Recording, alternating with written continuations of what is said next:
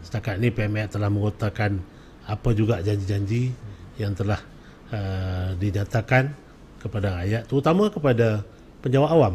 Penjawat awam tahun ini dengan bonus raya, dengan bonus awal tahun, dengan pelarasan gaji dan sebagainya, tambah-tambah untuk pejabat awam di Negeri Sembilan dengan Selangor dan Penang, mereka paling mewah lah, kan, dapat sebulan gaji untuk bonus raya, kan. Jadi saya kira bertuah lah bagi orang di Negeri Sembilan, Selangor dan Pulau Pinang.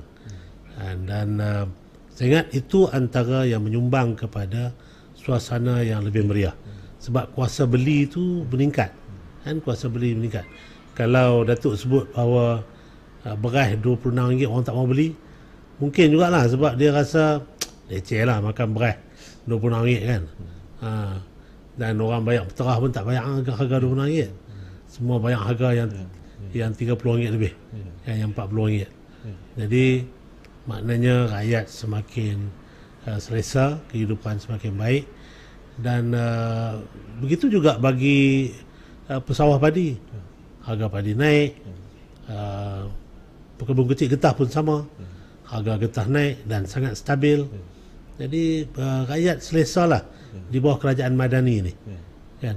Kalau nak banding ketika mana Perikatan Nasional memerintah dengan bendera putihnya dan sebagainya.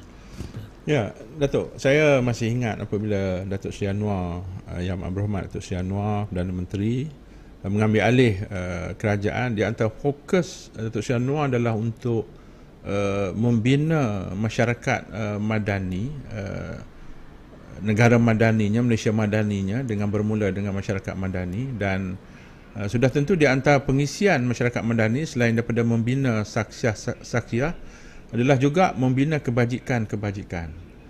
Datuk, saya masih ingat Datuk Seri Anwar bagaimana beliau menyusun dalam usaha untuk memastikan kebajikan rakyat itu berada pada tahap yang terbaik.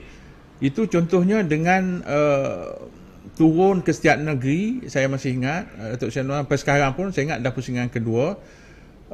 Di antara fokus Perdana Menteri adalah bertanyakan tentang miskin dan miskin tegar, maka dibantu dengan SARA dan seumpamanya.